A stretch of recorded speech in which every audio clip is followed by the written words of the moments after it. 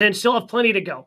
But today we thought we'd do something a little bit different because today is a special day in Bucks history, which is still hard to fathom that in late July is when the Bucks won their championship. Yes, July 20th, 2021, 2 years ago from today is when the Bucks won that championship right here in Milwaukee. Bucks in 6 came to fruition. Gabe Neitzel, Eric Nehm, to look back at that game 6 and what we're calling ReBuckables.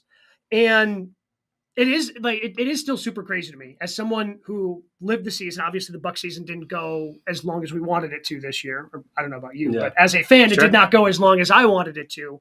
But you've already done draft stuff. You've been to Vegas and back for the summer league.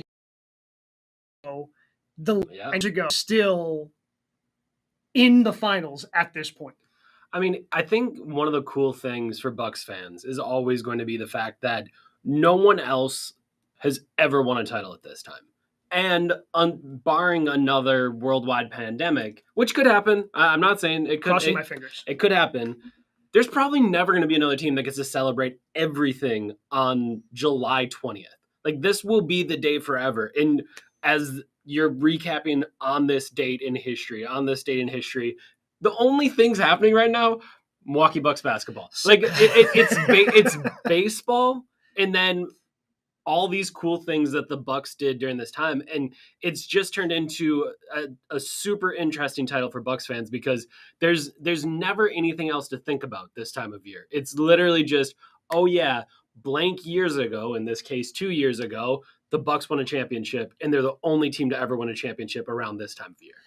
So watching this back for me, I still had it on my DVR, by the way, because that's how much of a nerd fan I am. So I still had it on the DVR. I'm sure you just used your hop on Synergy. Yeah. You've got your different ways.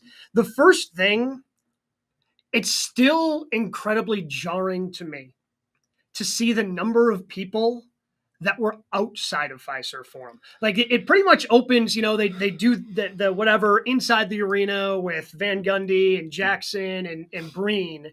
And then they just immediately go to the outside of Fiserv Forum shots. And it's inside Fiserv Forum. It's in the empty lot which doesn't exist anymore.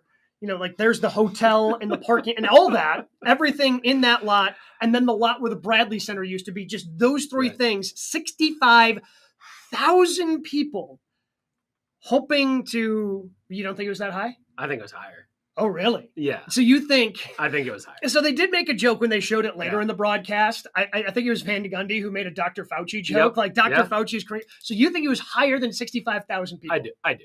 I think that's what they needed to say to please the fire marshals, but I think there was more out there. It really is one of the very distinct memories I have of that night is the game's getting ready to go. I'm trying to make sure that, all right, if they win, I have a championship story prepped. If they lose, I have a preview of game 7 story prepped. You're thinking through all this stuff. And then our national writer, Sam Amick, was like, dude, you got to go walk around on the suite level. And the press level is on the suite level. So I'm walking around the suite level, and Fiserv Forum has those big glass windows, and you're walking around the south side, and there's a glob of people over there. And then you're walking over here on the other side, and there's a big glob of people. And then you make your way around the other side of the building, and there's a big glob of people. It's impossible that all three of those sections all the way around the arena are filled up. It is just this massive mob of people. And it's something I will truly never forget is those 10 minutes walking around the suite level and just trying to comprehend how many people are fit into these, 6-7 city blocks. Yeah. It's unbelievable. As someone, and I know you like to get to the game, you get to any games early because you want to see what's going on in the arena, see if, if Giannis and Chris and all those guys, if anything's different about their warm-up routines, you want to be able to catch those things as a reporter. How early did you get to the arena that night, and how crazy was it trying to get into the arena even that early? I mean, there were people out there already. And this, so how many hours before tip-off? I mean, I think I had to be there 5 hours early, probably. And there were people there, and it was just this is nothing any of us have ever seen, and are ever going to see again. Like, this is truly just unbelievable stuff. It is an absolute scene. And I know there are a lot of places that, you can say the same thing about, like Jurassic Park when the Raptors were doing their thing. I was there, like, for the Eastern Conference Finals. And again, it could have been a bigger crowd for the finals and everything. But, man, I just can't imagine a place where it's set up like that, where there's empty lots. Yeah, that are the Bucks couldn't do it again. Right, because things are going to be developed and things are going to be filled up. Like, because of what they were doing in the process of building the arena and in the process of building up the Deer District around it, they had empty lots to stuff people. Like, most arenas are going to have, just a certain amount of space around it. You're not going to have all this open, empty space. And it was just crazy. Well, and that's the other, I think it was a perfect storm of because I remember then, in the years that have followed in the Deer District, like it was a very sad Deer District against the heat. But again, it's crummy outside. Yeah, it was like April. Really bad weather. Right. This was just the perfect storm of it's in July, so you've got beautiful weather like we've had really this entire month. So it's going to be great outside. We're on the back end of the pandemic, so people are just dying to do anything, literally anything. Yes, so like going outside and being with 65,000 of your closest other Bucks fans, right? Like that's where I think it just can never be recreated with all the other logistical things that you just talked about, but also like where we were as a society. Right. Like it would be impossible to recreate it. So and I was gonna say, being outside with 65,000 people was one of the quote safer things you could do because you were like outside. We're outside, it's like, fine. And that's what we thought during the pandemic. And obviously, I don't know if we've learned anything from it, but at that moment, that sounded awesome. Like to be outside with Bucks fans sounded like a good idea. Human interaction, right? And most of the time now, people will be like, I don't really want to be in a crowd that big. Like, this isn't a good idea. I shouldn't do it. So let's get to the actual game, Game 6. I had forgotten how bad the basketball was to start the game.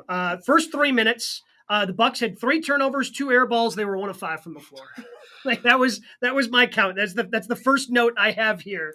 Is first 3 minutes when they hit the first time out, 3 turnovers, 2 air balls, 1 of 5 from the field. Yeah, I mean it was really bad, but in that first stretch, you have the arrival of Giannis in superhuman Giannis that is going to occur when, Mikal Bridges gets out for the layup and Giannis has this insane chase down block where he starts at half court when Bridges was at the 3-point line, pins it on the glass, and then he goes the other way, gets it back in transition, and he gets his first layup of the game.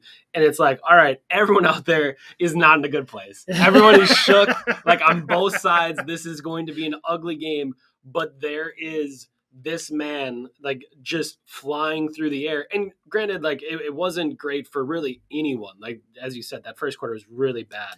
Or at least the first 5 minutes are really bad. So I stand correct. The first 3 minutes, it was 3 turnovers, 2 air balls, 1 of 5. At 6:51, which was the first media timeout, 8 combined turnovers. Yeah. And it was a 6-5 score.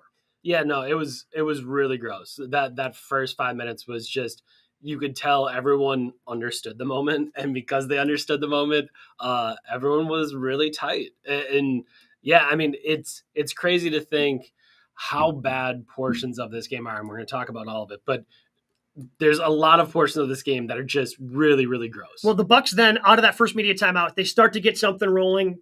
Drew, who had a very bad game offensively outside of the assist, like shot terribly, had a nice finish. Was this – so Chris Middleton had a dunk in transition. Yeah.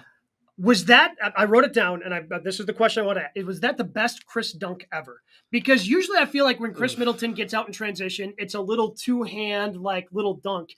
This one, he, like, brought the ball up, actually elevated, and it was almost like a Statue of Liberty kind of got past the defender to slam it down in transition, which kicked off a sequence where he scored 7 points in a row for the Bucks. Frankly, it's the easiest dunk from Chris I can ever remember. Yeah. I watched the pick 6 that he gets, and I'm like, just wait, does he lay this up? And all of a sudden he's jumping from further out than you've ever seen him jump before. And he's up higher than you've ever seen it. And it comes down harder than it's ever came down before. And you were like, Chris?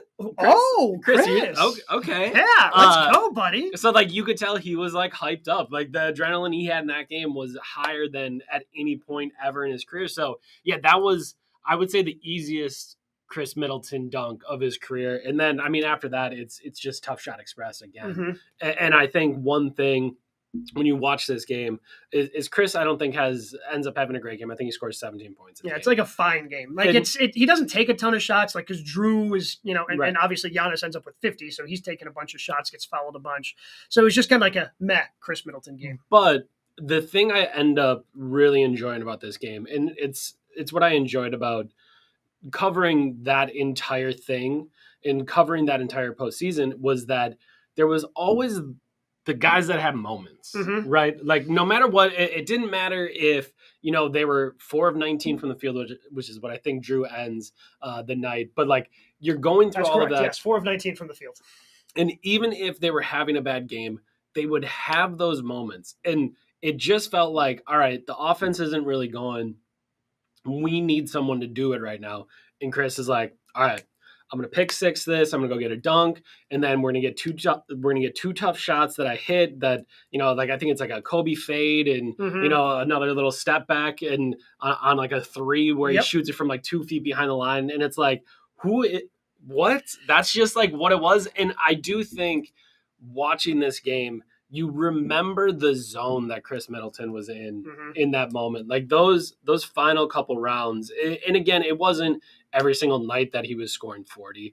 He only had that one 40-point game and then another 38-point game. But like he would just have those quarters where it was like, okay, we're going with Chris right now. Chris has got this, and that was one of those moments where everything's ugly, it's not perfect, and then Chris just rattles off 7 points, and you're like, okay, like everything's fine. This is going to be okay. Yeah, and the offense kind of picked up. Again, it started ugly. 6:51 left in the first. It was 6-5. The Bucks win the quarter 29-16. Yep. Giannis finishes with 10 points. He's 4-4 from the free throw line, which is worth noting because he only made 4 free throws in all of Game 5. He was 4 of 11. Like the entire announced crew, because again, Giannis goes 17 of 19 from the free throw line in this game, and Jackson and Van Gundy are just beside themselves the entire time as free throw after free throw goes in for Giannis. But after that first quarter, he was just 4 of 4, 10 points, and you're feeling good, 29-16. But they immediately remind you that in Game 5, the Bucks were down 16 at the end of the first quarter and erased that within 4 minutes. And the start of the second quarter was also very bad for the Bucks. Start of the first quarter was terrible. Start of the second quarter was possibly even worse. Yeah, I mean, it was so bad to think of like the runs that they give up. Like all of a sudden, campaigns getting loose at the end of the first quarter, and it's just it was such a struggle offensively for the Bucks that entire postseason. And obviously there were moments where it was very good and they scored points very easily. But in the couple of series where it got really close, that 7-gamer against the Nets, and then, in the finals, there's just moments where it was like, have they played basketball before? Like, how could it possibly be this bad? And because the crazy part is when it's good, they won the title, obviously, right? So like the good is championship level good, but the bad was like, what the bleep is going on? They did not score their first field goal of that quarter until 8:27 left in the quarter when Bobby Portis hit a jump. And honestly, Bobby Portis was huge in that game, too. Yes. If we're talking about guys that had good performances, bad performances in that game, I think Portis ends the game with 16. He scores 10 of the Bucks' first 33 points. And he was the one that, like, again, this is why I loved that run so much, was that there were just moments where you got something from someone in that top 7, top 8, where they came through in a moment where you needed them. And it wasn't always the same guy. It wasn't always the same person. It was always just who you needed at that moment. And Portis had it going that night, hit a couple shots, and he kind of got rolling. And without him scoring 10 of those first 33, like, I mean, it could have gotten like pretty ugly. And again, we talked about the big runs in that whole series, but I mean, Portis was huge there for the Bucks just to kind of keep them in it. And I think, you have this terrible second quarter, but the close for the Bucks is just huge, where they end up finding their rhythm a little bit. And I just remember thinking in arena that night, like, the Suns can't let them keep it this close. Yeah. Like if the Suns are playing this way in this quarter, it's got to be a double-digit lead at halftime. Because if it's single digits, the Bucks are they're gonna do this, and you all of a sudden get to the end of the quarter, And look at Giannis. There's a hook shot. There's a little fadeaway jumper. There's, just these couple of plays that just keep it close enough where it had gotten to 7. And there's a couple moments where if it gets one more offense possession for the Suns, it gets to 10, all of a sudden it gets to 12. Like, you could feel it building in that way. And there's just enough plays where it just felt like Giannis was like, no, we're not doing this. Like, I'm going to keep us where we need to be. And it's a lot of shots that, he has struggled with throughout his career. And, he's had good moments where he's been good in the mid-range. He's been good at, floaters and jump hooks and stuff like that. But, you're just talking like a 5-point game, and then Giannis is just like, oh, jump hook from 8 feet. Okay. Giannis is like, all right, I'm going to attack, gets kind of bottled up, and then I'm just going to shoot a turnaround jumper. Okay, yeah, it's good. And everything goes in. And to me, that was just the overwhelming feeling in the arena, was that, one, the Bucks can't let this get too far away. And 2, the Suns need to push this thing as far as possible. If the Bucks are going this bad in the second quarter, it's got to be double digits at halftime. And when it wasn't, I just felt like the Bucks knew, like, hey, this thing's in reach. We can go get this. The Bucks only scored 13 points in that second quarter, so they trailed 47-42 at the half. And I feel it's worth noting because Budenholzer at this point had been criticized for still keeping a lengthy rotation in the postseason. Jeff Teague played in the second quarter, and I think that's it. That is correct. So he only went to a 7-man rotation. I mean, he kept it tight. You saw Teague at the beginning, who still had the best line at the end of the night. Felt like I got an A on a group project. Now he's a legend. He's a podcasting legend. Like, if you're not watching Jeff Teague podcast, you should, because he's a legend. So I mean, it was a terrible second quarter. Terrible second quarter for the Bucks. Giannis has 17 points at the half at this point, again, on his way to 50. They're down 47-42.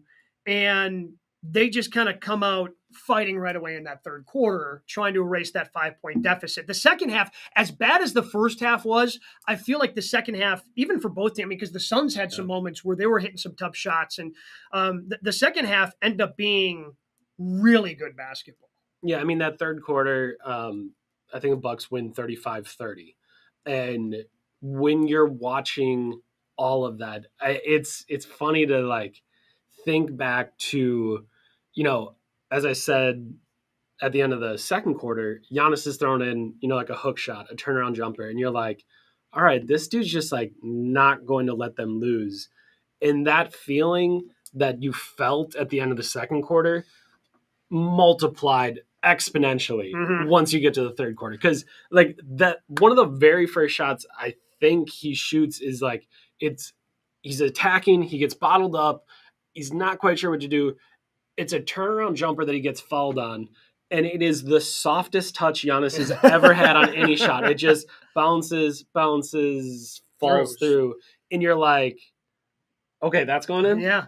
Plus the foul. And then, he made the free throw because he made basically every free throw. Right, he's 17 and 19 from the line that night, so he makes the free throw. Then the next possession, and Giannis loves the crowd building three. Like, when the crowd is building and he can hit a three, like, he lives for that moment. And obviously a lot of Bucks fans get driven crazy by him shooting those shots. And he took one of those in the first quarter. And it was as they were on their big run, left wing, lines went up, no good. And he hits that one in the third quarter. They're down 4. He hits the 3 to cut it to a 1-point game, I think 49-48. And then all of a sudden you're thinking, oh my God, like, okay, if he's getting 1 to roll in, he's getting the right wing 3 to go down. Like, this dude is just not going to let them lose. And it's the start of a really special third quarter where he goes for 20 points. Yeah, so he ended up going for 20 points. But kind of to your point earlier, one of my favorite parts about rewatching this game back was how everyone kind of had their different moments. Chris had the 7 in a row, and Chris, we'll get into that a little bit later, had a really clutch jumper at the end of the game as well. Giannis has the 50 points. Drew has a lot of defensive highlights. He's got a steal in this third quarter, ended up with 4 steals. So even though his offense, his shooting numbers were bad, he still finished with 11 assists. And everybody, so that just leaves Brook. And Brook didn't have, a huge game. It just finished with 10 points on 5 of 10 shooting. But he has this 2-possession stretch where I also wrote down Lopez from Drew, best dunk ever.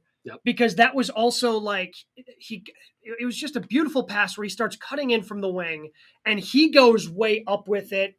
I think it was Ayton just kind of tries to swat at it, realizes he's got no chance to get up that high. Like, I don't think I've seen Brook get that high and then come down with that type of authority. Yeah. That was fantastic. I mean, it's a really fun stretch because I think Brook scores 6 straight points for the Bucks. Yes. And it's kind of like where the Bucks are trying to find their way offensively. I think Chris is in an ISO. He gets stuck. He finds Brook, and Brook throws in one of those like little like floating, whatever you want to call it. But it was kind of a line drive, but it was supposed to be a floater, right. but it just goes down. It just goes down, and you're like, all right, like you'll take it, keep the game close, keep the momentum rolling. And then you have this massive dunk where I think it's always been fun to talk about, like to talk to Brook about this, because if you are driving as a Milwaukee Bucks player, you know who's coming down Main Street. It ain't Brook. It is Giannis. Yep. Giannis is coming down Main Street, and it is him for a 2-hand slam, whatever it's going to be. And in the moments where Giannis doesn't play, when he's out, whatever it is, all of a sudden, Brook Lopez is going to come back and have a 25-point night, a 30-point night, and everyone's going to be like, oh my God, Brook is back.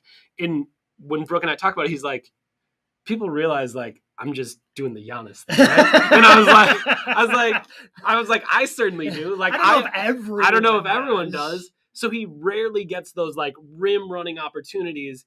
And it just so happened in transition that he's the one that gets to fill that lane for Drew as he's going baseline looking for a pass. And it just feels like, you know, during that run, there's a couple Brook dunks that really stick out. That is one of them during his 6-point run. And then there's one in the Hawks series where Giannis is out. He's the guy filling the lane, and it was at home at Fiserv Forum, and Drew kind of gets up in the air and he throws an alley-oop to where you would normally throw a Giannis alley-oop. Yeah. And Brook comes all the way back and throws it down, and you're like, whoa, okay. But he's so big, and he can put so much force on the rim that his dunks just explode through the rim, and that was one of them. And you're just like, again, this is why I think that run was so special, because I don't know, does Brook even end the night with 10 points? I'd have 10. Okay, so he ends with 10. But those 6 in a row, like, help the momentum, help everything that's going on in that third quarter as the Bucks are kind of exchanging punches with the Suns. So his last floater that he made for his 6 in a row. My only regret in this finals is that we did not get a traditional Mike Breen bang. You know, like there was no big like 3-pointer late in the game, and you just get Mike Breen going bang. I mean, I think he gives Pat Connaughton one in game 4, I believe, and that was the only. That was the only one. That was the only Breen bang of the series. So we didn't get one in game 6, which is fine, because instead in the third quarter for the Lopez floater, we got my favorite call from Breen of the night. A methodical foray into the paint. Lopez with a methodical foray into. And I've always had this thought anytime Brook starts driving, methodical is the best word to describe it. It is just so precise, and he's just so big that you don't realize he's moving as fast as he is in order to get where he needs to go. Yeah, I know when he first started to get run off the line, I started to call him glacial blow-bys. Yeah. Because, again, it's a glacier moving. So you understand that it's moving very slowly, but somehow you can't stop it. And yeah, I mean, he had the big dunk and he's lining up a 3, and Brook lives for those. Like the trail 3s, all right, I got it going, let it go. And he pump fakes it, and you're like, oh, I don't know if I like this. And then it's one dribble and a big Euro, and the Euro gets stopped, but then all of a sudden he leans back and he just throws one in, and you're like, okay, that's Brook Lopez. And yeah, I mean, again, Brook has that huge stretch where if you're looking at the different things that decide this game, that is one of them. That, you know, Brook, I'm not going to say miraculously, but like it was tough to find a rhythm. Giannis had 50 of the 105 points. So for anybody else on the floor, you had to kind of pick and choose your moments and make the most of them. And that's exactly what Brook did in the middle of that third quarter. And you also had probably the biggest shot by Drew, hit a shot clock 3 from Giannis at the end of the third quarter. So he still had that shining. And by the way, we talk about all those things, and Giannis had a 20-point third quarter, one of just a handful of NBA players in history who would have 2 20-point quarters in an NBA Finals series. Like, again, they run through the list. Michael Jordan's on the list, and like a bunch of other names that are Hall of Famers that you would recognize. So it's insane that he keeps on joining this company, and he has 37 at the end of 3. Bucks fight back. We're tied at 77, heading into quarter number 4, which is a back and forth early. It's back and forth. It includes Bobby Portis in a starring role. Bobby, I just wrote down, Bobby is a psycho. Yep. Because Bobby, and in a play that would eventually get overturned, he's in the open floor, and Chris Paul is there, and I don't know, I can't remember who it was that poked it free, and ball goes out of bounds. Initially, we think it's Bucks ball. They end up going to break. Call gets overturned. Whatever. But there's a little brouhaha that breaks out because Bobby decides to stand between Chris Paul and stop him from trying to talk to the official. And the entire time, he has this grin on his face because he knows that he's a tough guy. Bobby's an actual tough guy. That's right. And Chris Paul is a fake tough guy. Mm-hmm. And he's just the entire time, he's like, what do you, he just has this smile on a face like, okay, Chris, you can get pissed off at me. Cool. What are you actually going to do about it? I mean, there's just so much Bobby content in that fourth quarter. So much. There's so much of it. So let's knock it all out. So you start with that. Yep. And you're thinking like, okay, Bobby's having quite a bit of fun. Like this is pretty good. He's just smiling at Chris Paul and egging him on. And then all of a sudden, you keep having Bobby moments. One, he makes a bunch more plays. Yep. He ends up hitting a bunch of big buckets where he gets the ball in the right corner where he always gets it. He loves that 3-point shot. And the Suns run at him as though he is the best shooter in the league. And to be fair, during this run, he was one of the best shooters in the league. He's shooting 40+% from the 3-point line. Like for the season, I think he finished 3rd in 3-point percentage. So like it was earned, but again, it was. And during this run, again, this is what I'm talking about. Guys have their moments. And guys have their things. During that run, you always felt confident when Bobby pump faked, and now he's tried to turn it into like a sidestep 3. But back in those days, 2 years ago, it was a pump fake, one dribble, and he shoots like a floating kind of jump push shot from like 18 feet. No one in the world has been taught that. No. Ever. Nope. This is literally just a Bobby Portis thing, and he hits 2 of those during that run. And all of a sudden, it's Bobby kind of helping them through and doing all of it. So you have him talking junk to Chris Paul. You have him hitting shots. And then you fast forward a little bit further, and you have him Bobby tech. You end up having a tech where, he ends up trying to, what was it, a strip on. So it was on Jay Crowder. He was defending Jay Crowder, and he kind of reached in a little bit, but and Jay was trying to like jab back out. So like Jay had started the drive. Bobby had kind of denied him. So like Jay just trips. He just slips and falls. But the official, I don't know if he thought maybe the contact initially from the initial, stop, or if like their feet got tangled up, ends up calling a foul on Bobby. And Bobby sprints to the end. High steps. Like he's Deion Sanders from half court all the way to the baseline. And to be fair, if you're watching the officials, you can tell over on the sideline, he sees Bobby get to half court, and you can tell he's not happy about it, but he's like, you know what? It's the finals. Missed it. I'm not going to do it. And then he keeps going. Yeah, and it's like, Bobby, I know what you want me to do. I got to give you one of these. And he does. And you get this beautiful moment where he comes back down the floor, and Chris Middleton looks him straight in the eyes and says, you need to calm down. And it's like, oh, okay, Chris has got this. Like, if you were concerned, Chris Middleton has this situation under control, because when they really had Bobby Portis going, and what helped Bobby become a legend is the intensity that he brings, the jolt that he brings, but you need to harness it. You can't let it go too far. And in that moment, you could tell, like, Chris knew, like, all right, let's bring it back down. Let's kind of handle this. But again, you have a massive Bobby stretch. And it was huge, because if you look at the start of that fourth quarter, like, they're going back and forth, and it's almost unfathomable to think about some of the mistakes the Bucks make in this game. Like, it's tied at 79. Chris Middleton's bringing the ball up the floor, And Drew Holiday, I don't know what Drew is doing. Nope. I don't have the slightest idea. He's, I don't know, directing someone somewhere, and Chris is into his pick and roll, and he sees the help defender come, so he whips it no look over to Drew, who's not looking, and Drew's just not looking. The ball goes out of bounds, and Chris like owns it, but then like looks at Drew, and he's just like, "Wait, what just happened? What were you doing? What were you doing? Exactly would you say you were doing over there?" And what is a perfect encapsulation of Drew Holiday?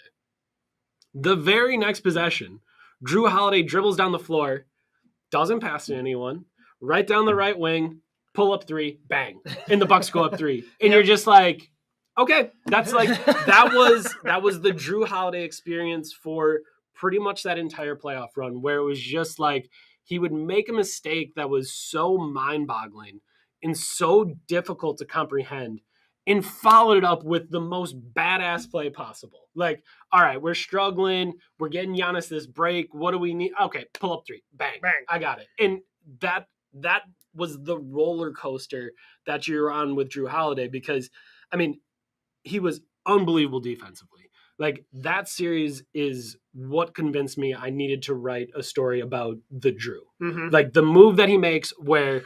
I mean, he did it in the third quarter. He had one of those steals. Correct. He pulls off a Drew on Devin Booker, and you can tell Devin Booker is like, how did that just happen? And for those that don't know, I wrote a story with Drew Holiday at The Athletic where we're breaking down what he does defensively, and he's the only person in the league that can pull off this move. Defensively, he will chest up a driver, and then as you drive at them with his inside hand, he will strip at the ball, and he'll just go the other way. And you as a driver are putting your shoulder down. You think you're going to move him. You think you're going to get him out of the way. And he just doesn't go anywhere. And then all of a sudden he has the ball and he's going the other way. And you can't really comprehend how it happens. And this series was a series that inspired me to spend the entire next season talking to coaches and players about what makes Drew Holiday so good defensively. And it was those specific steals, because Devin Booker is, and one thing watching this last night that I really ended up thinking about a lot was how physical Devin Booker is. Like, oh yeah, he to his credit, like, I know he's supposed to be a finesse player, he's a jump shooter, but like, I mean, he's moving Bobby Portis, he's moving like he anyone. Moved Giannis at one point. Like, he can get his shoulders into people, and then he steps back and he gets to where he wants. And it was just so kind of crazy to see how good he was then. He's gotten even better now, but how good he was then, and how, I'm not going to say easily because it's not an easy job, but how easy Drew Holiday made it look to bottle up Devin Booker. Mm-hmm. Like, it's clearly not an easy job. And Booker was just infuriated throughout that series, dealing with Drew, dealing with PJ Tucker, and just having to deal with like the physicality that the Bucks could kind of match with him the whole way. And that just really stood out to me was, Drew Holiday, insane turnover, big 3, and just this defense throughout the entire game, throughout the entire fourth quarter, that just had those guys infuriated. I also want to give a shout out late fourth quarter. Bud taking a use it or lose it timeout. It's given. R.I.P. Pour one out for the use it or lose it. We don't know what it's going to be like. Yeah, we're going to have to use it or lose it going forward. That's a great question. So it was just a little something. If you follow Eric on Twitter, he keeps track of the use it or lose it and even did a story at The Athletic about the use it or lose it with Mike Budenholzer. So don't know if Adrian Griffin's going to be a use it or lose it guy. That's a great question. We really don't. We don't. So pour one out for the use it or lose it. I had to take note of that, and that's when after that. Little before the 3-minute mark, then Giannis starts to take over again. Gets a bucket to push it to 98-90. Gets a bucket, which gave him 49 to get up to 192. And you start thinking, okay, maybe this is going to happen. Maybe they're actually going to do Bucks in 6.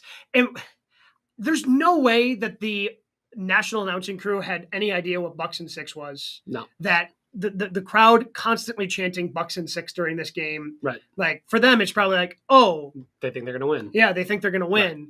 But I remember walking into the Bradley Center before a playoff game and chanting Bucks in 6. It was game 6 of a series the Bucks would ultimately lose in 7. Yep. So the Bucks were down 3-2 walking into the building that night. Right. And it was like an 8:30 tip Friday night. So the crowd's gassed up, and we're all chanting Bucks in 6 as we walk in. As Brandon Jennings says, it's for the culture. So like, there's no way they have any idea Yeah. what Bucks in 6 means, but it looks like it could potentially come to fruition. However, things got a little closer. I think it was Bobby had an open 3 in the corner. Yep. That would have put it away. Yep. Would have They been, were up 6. so it was 192. Oh, yeah. No, so go to the if he makes it, it's 103.92. You're up 11, and you're feeling great. Misses, ends up getting a Booker transition. So now you think you're going up 11 to Booker making it. All of a sudden, it's a 6-point game. Yeah, and I mean, I think with 114 left, they cut it all the way down to 4. Yeah, and they cut it to 196, and they cut it down to 4. I think the possession before, you could tell everyone kind of leaned on Chris in these moments because that's what they had done the entire postseason. That hey, Chris, do your thing. We trust you in this moment, and it's a Chris ISO, and he kind of gets to his spot, and then at the last second, I think he sees Bobby or Brooke cutting, and he tries to like throw a little pass like around and just chucks it out of bounds. And the announce crew is just like, you can tell he doesn't have the legs. Like he just like wasn't in a position where, his body and him physically was ready to like take a shot. So it was 194 when Chris had that turnover. Jay Crowder gets free throws on the other end, which, by the way, if the Bucks this year get this version of Jay Crowder, that'd be helpful. Like, sign me up. I'm just saying, sign me up. Like, it was a pleasure watching, again, knowing the outcome. At the time, it wasn't a pleasure. Now, knowing the outcome and knowing that Jay Crowder is a member of the Milwaukee Bucks, watching Jay Crowder play in this game was delightful. Yeah. And I hope they get this version of Jay Crowder in this upcoming season. So Crowder hits 2 free throws to cut it to 196, and then they decide to go right back to Chris. And kind of they come out of a timeout and actually kind of run a play. They get some motion going where he takes a handoff to try to get to a spot on that right side. Yeah, and I mean, it was so interesting to watch this team figure out how they wanted to operate in clutch time. And they did essentially the exact same thing for the entire postseason. They found it at the end of that season where Drew Holiday brings the ball up the floor. He's going to have it. Chris is going to be around the free throw line. He's going to have an option to go to the left or the right off of a screen from Giannis. He's going to catch the ball. And then from there, they can do whatever they want. If they want to do a dribble, if he wants to enter it to Giannis, they can do a dribble handoff. If they want to run pick and roll, they can do that. If he is getting overplayed, he can swing it back to Drew, and then Drew can drive. And the whole idea is, like you have like a triangle of those 3 guys in the middle of the floor with the other 2 players spread out in different places, probably going to crash the glass once those 3 decide what they want to do. And it was just, I don't know, I thought it was just kind of amazing for them to, one, figure it out, and then you have a play with so much optionality that in whatever moment you could lean on the person that you wanted to. And in that moment, there's one guy on the floor, 1 bucket away from 50 in a finals closeout game. He's got 49. And of course, Chris Middleton, boom, Giannis at the free throw line. Take us home, big fella. You've done it the whole night. Go do the thing. And Giannis, again, and this is what I wrote at the time. This is what I tweeted at the time. This is all I could think about was, if I have 49 in a closeout game, I am not passing to anyone. There's no way. Everything is for me. I'm taking us home. I'm finishing this game. And I just thought it was just a beautiful moment that, these 2 guys that at the start of their careers were fighting each other for playing time. Giannis dropping F-bombs about Chris when I ask him about it to this day. Like, I hated that dude. I wanted his playing time. He wanted my playing time. I had scratches on my arms that I was showing my parents when I would go to our apartment. Like, this guy, Chris Middleton, did this to me. Like, to go from that all those years ago in their first year together to this moment in an NBA Finals where Giannis is having a historic game, a historic performance, one that very few will ever match. And in that moment, Giannis still decides Chris is taking us home. Like, this is what Chris has done throughout the postseason. It doesn't necessarily matter that he's had a bad game. I think he started 4 of 11 in the fourth quarter. They came back from a timeout and he hit like a Kobe fade to go to 5 for 12. Like, Chris, again, it wasn't a great Chris game, but in that moment, Giannis knew, like, this is what we do. This is how we've been winning. And I don't care if Chris just turned it over. Like, I'm going to give Chris the ball and he's going to hit this shot. And the shot that Chris ends up hitting in that moment, like if you were worried if he didn't have the legs on the previous shot, he took a shot that you thought there was no chance he had the legs because he didn't get really into Devin Booker off the handoff. He doesn't really like push his way towards the free throw line. He just catches it, takes a dribble like out away from the floor or out away from the elbow, pushes himself out this way, fades, and you're like, there's no way he has the legs for that. There's no possible way he could, and just bottoms, and it's a wrap. Game's over. Chris Middleton finishes it, and I just to this day, I just think it's a perfect moment to tell the story of those two guys together, to tell the story of Giannis as a superstar and like the trust that he has had in these people, in this city, in this team, like all of that. To me, it is still just a perfect moment that occurred on a basketball court that really just brings all of this together for anyone that followed this team along the way, that has been a fan for all these years. Like to have that moment, I just think, I don't know if you can write something better than it. Yeah. So I always thought of that kind of like being the end, like, here we go.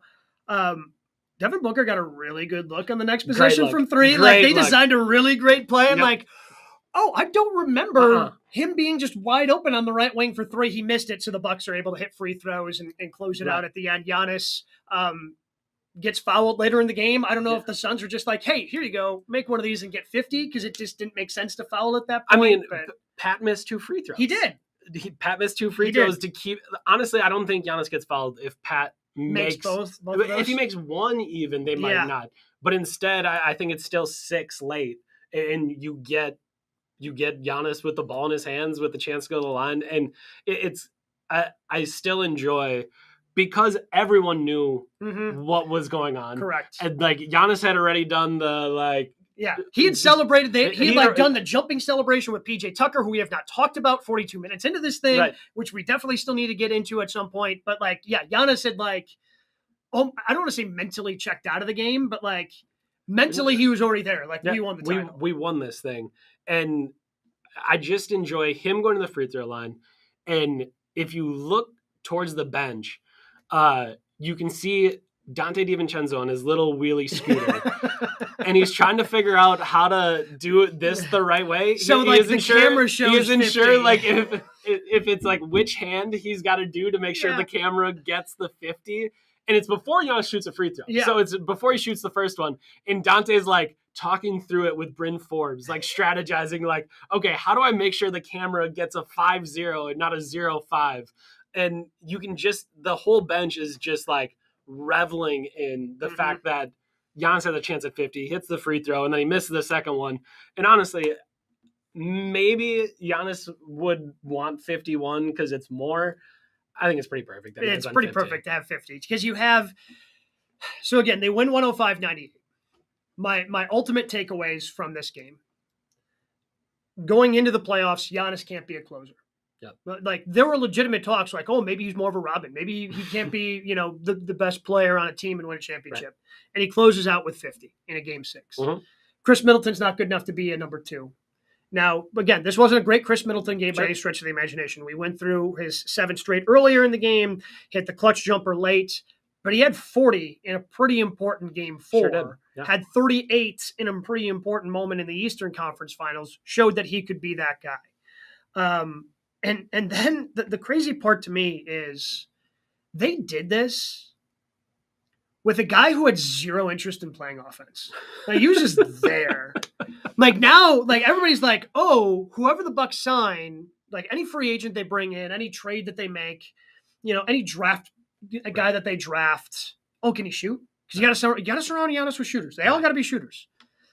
I mean, I don't know. I think PJ Tucker took a shot or two. I don't know how. I mean, I don't think he made anything. I don't think he scored any points in the game. Yeah, PJ Tucker scoreless. 0 of 1. 0 for 1. He took a corner 3. Yep. I want to say in the first half, where he's just like, all right, fine. You're not going to guard me. We'll see if this goes in. Yep. Didn't go in. But they did this with PJ Tucker in the starting lineup because of the attitude and everything that he possessed. So, again, I think PJ's a pretty special player. in terms of the attitude that helped change the Bucks Sure. in order to get them to this point where they could win a championship. But maybe you don't need 4 other shooters on the floor to surround Giannis with to still find success. Yeah, I mean, I think throughout that you have Pat Connaughton as a role player, Yep. and you have PJ Tucker as a role player. And Pat hit some massive shots against the Nets. Mhm. Had a big 3 in Game 4. I mentioned the Breen bang. Like he did all that, but in Game 6, he was 0 for 4 from the field. But if you look at both those guys, the identity that the Bucks found during that postseason run was, all right, we got 3 dudes that are real good on offense. Mhm. We really trust them. Okay, you know what? We have 2 dudes that are real good on offense because Drew's going to be Maybe doing his thing defensively, so he's not going to be great. So we have 2 guys that we really trust on maybe 3 if you count Brooke. But everybody else, just get to the offensive glass. Mhm. Make it absolute hell on anyone defending us. And I think overwhelmingly, you know, we were talking about a couple of the different shots. I think Drew ends up hitting 2 threes in that game. Mhm. He has the one that he dribbles up into in the fourth quarter. The one in the third quarter that he hits. Shot clock 3. Shot clock 3 that came off a reload on a Pat Connaughton offensive rebound. And I believe there's another 3 that they hit where, again, they didn't hit a lot of threes that game. It was pretty rough. 6 of like 27, 37. Yeah, 6 of 27 from the three-point line in that game. It wasn't great, but they just had those possessions where they just keep it alive. And that's why there was no Mike Breen bang. Right. Really, it's 6 of them. Yeah, I mean, it's tough. But you just have those guys. And PJ was just so essential to that idea that, you know what? I don't know if we're going to be the best offensive team, but I know it's going to be hell to cover us because we're going to beat the crap out of you on the offensive glass. And if you watch this series, if you watch that game, just watch Brook Lopez and PJ Tucker on offense. They don't touch the ball a lot, but as soon as shots go up, both those guys are going straight to the rim. And I mean, you can just tell how hard it is to box all of them out. Like, to end I think the final bucket of the first quarter is a Brook Lopez crash the offensive glass, just a little lay-in where you look at who was out on the floor. The Bucks were playing 3 bigs at the time. It's Brook, it's Bobby, and it's Giannis. And I think Giannis might have taken the last shot, or maybe Chris or Drew, but it's a left wing jumper, missed, and then all of a sudden it's like Campaign and like Mikal Bridges trying to box out Brook, and Brook's just like, all right, well, I'm going to take this layup. This free bucket. Thank you. But to me, it's just this wonderful thing where they found their way, and I think that's always the thing that, as we talk about the next iteration of a Bucks championship team, obviously that's what they're pushing for every year, is you can think your identity is one thing, but the playoffs are going to reveal what it actually is. Like, the Bucks had Dante DiVincenzo starting at the start of that playoff run. So it was ball movement and Dante just moving around, creating chaos on offense, keeping the ball going, doing all this stuff. And then he gets hurt, and you got to figure out a way to survive. And all right, now it's PJ Tucker uglying it up. Let's do it. Let's embrace play some it. Ugly basketball. Let's embrace it, and like, let's find our way. And I do think, you know, that's always going to be, you know, kind of how all this stuff goes, like where you just find your identity along the way, and you can try to plan it. You can try to make it pretty. You can do everything that you want, but eventually, you know, push comes to shove, and either you do the thing that you need to do to win, or you don't, and you lose, and you wonder why we weren't able to do it. And I think that's going to be kind of the lasting legacy of that team, is that it wasn't what you thought it was going to be. It wasn't how you thought you were going to win, but you won because you have a bunch of dudes that, when push came to shove, they figured out how to get it done. If people really want to immerse in what this day is, the second anniversary of the Bucks winning this championship, what are some good pieces that they should go back and read if they're subscribers on The Athletic, or should become subscribers to The Athletic so they can go read? Yeah, I mean, we have the very first story that goes out that talks about a historic Giannis performance, I think 3 minutes after the buzzer sounded. So that's a good one. We talk through the entire championship. Me and Sam Amick co-wrote a story, which is, to me, our goal was to, you know, summarize the entire thing. And to me, there's just like a number of wonderful moments in there, and there's just like, you forget that going into Game 6, Thanasis got COVID. Oh, The day of Game 5. so The day of Game 5, Thanasis gets COVID. And all of a sudden, for the next 3 or 4 days, the only thing that matters is, does anybody else on the team have it? mhm. Does anybody else on the team have it? And specifically, I don't know, somebody who might be hanging out with Thanasis, might be close with Thanasis. That hugs and talks to Thanasis all the time, that only surrounds himself with Thanasis. And I mean, that's kind of the situation that you're thinking about. And I think you just have all of these kind of unbelievable moments. Like, so Game 5 happens, Bucks win. Obviously, you have the steal, you have the alley-oop, you do all of that. And then after the game, Giannis comes up on the podium, says, I can't do this, goes off the podium, disappears for 30 minutes, comes back onto the podium and does his post-game presser. And all of us are like, what just happened? How could he not do what? Yeah. What just occurred? And you come to find out, as Sam Amick and I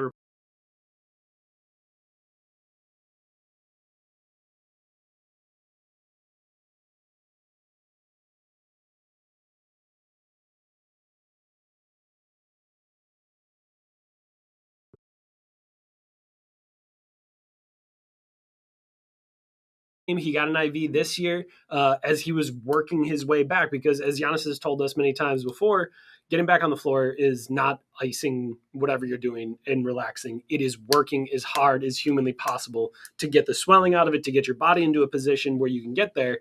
And like the absolute insanity of those 3 days of, Thanasis getting COVID, everyone trying to figure out, are the tests going to come back clean? Are we all of a sudden on the final test before the game starts, are we going to hear Bobby Portis is out, or Pat Connaughton is out, or Giannis is out, or Drew is out, or Chris is out, because someone on the team tested positive for COVID.